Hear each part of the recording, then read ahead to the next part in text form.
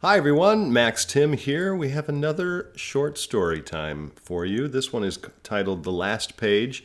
This is another one of my own, but soon, and we've received a lot of submissions from ISA members, I'll be choosing stories from ISA membership. The next one coming out will be from an ISA member. I haven't chosen it yet, but I'm getting there.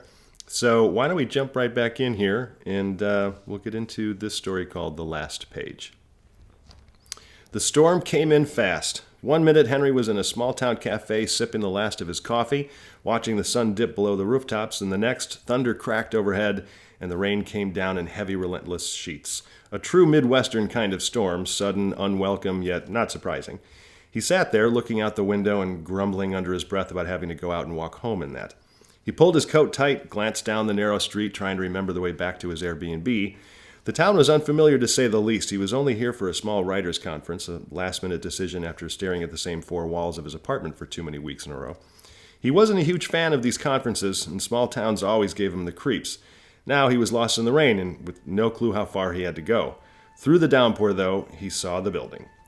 A quaint red brick library, old but well-kept, light spilled from its windows, warm against the cold rain. The words Everworth Library, established 1912, were carved into the stone above the door. Henry didn't hesitate, not just because of the rain, but he'd always had this secret love-hate relationship with libraries. The smell of old books, the feelings of stories waiting to be found. But he never really admitted this to anyone, but he'd always felt a little nervous being inside of a library. They made him feel almost like a fraud, really. Having been writing for over a decade, and as far as his bank account was concerned, he was a professional, but as far as a lot of the critics were concerned, not so much. Standing in the company of the literary giants like Steinbeck and Woolf and Hemingway, Tolkien, it always made his hands twitch like he was an intruder in their world and someone would find out that he didn't belong there. Still, it was better than standing in the rain. He hurried inside, shaking off like an old wet sheepdog. The library smelled like every other library, paper and dust, stale perfume, and odd cleaning equipment that no one actually saw being used. The place was mostly empty, just a librarian at the front desk stamping a pile of books. She barely glanced up as he entered. Good, he wasn't in the mood to make conversation. He just needed to wait out the storm. He wandered between the aisles, letting his fingers skim across the spines. He didn't know what he was looking for, really, just something to pass the time. Then he saw it, a book tucked away at the end of a long aisle. The only book among hundreds that had a bright red spine. He walked to it as if transfixed.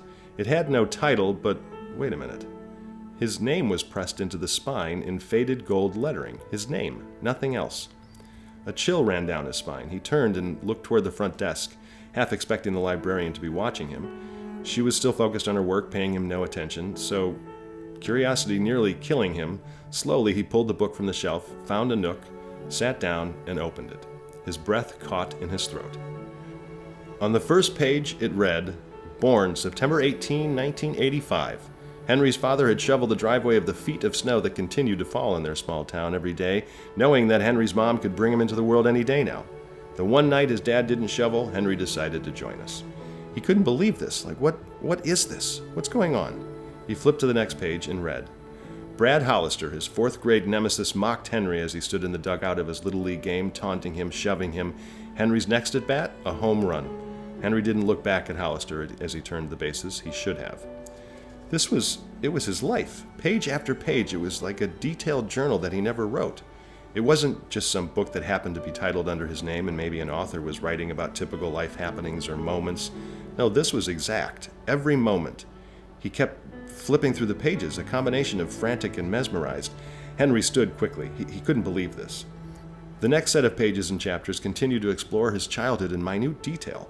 The long summers at his grandpa's farm, his Christmas Eve excursions, sneaking downstairs to spy on the presents, the burning heat and blistering skin felt under his track spikes as he rounded the last turn of 400 meters. It was all there.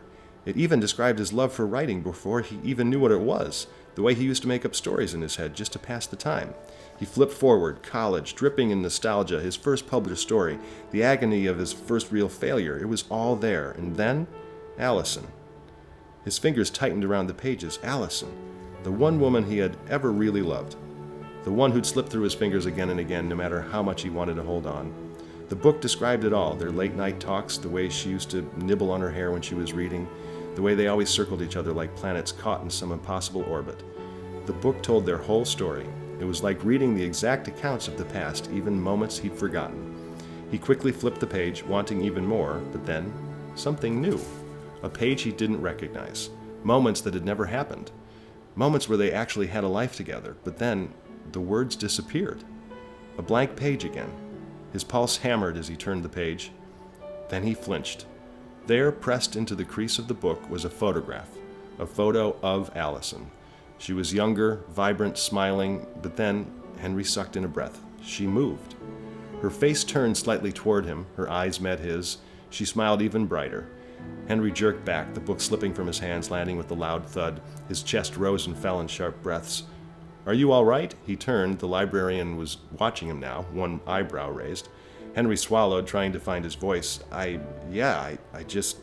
He looked back down at the book. Allison's photo was still there, but her face was still again. The librarian offered a small, knowing smile.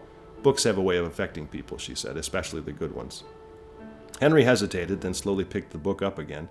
He turned the page and found the last few pages were blank. His stomach twisted. "Looks like this one's unfinished," the librarian said, now peering over his shoulder. "I love when the printers do that," she said. "It's as if they want the reader to play along and add their own ending." Henry stared at the librarian for longer than necessary.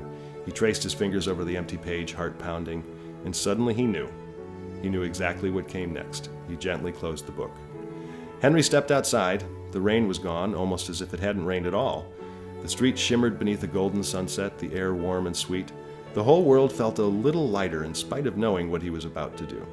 He reached into his pocket, pulled out his phone, and for the first time in far too long, he called her.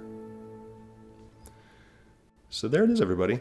The last page. I hope you enjoyed that one. Some of it was based on my own experiences, like Brad Hollister bullying me. I hope you enjoyed that one. The next one coming along here is going to be from an ISA writer. I'm excited to see what we can do with that, and hopefully you're enjoying these. And if you do, make a little comment, send me an email, whatever you'd like. But more to come from Short Story Time. We'll see you soon.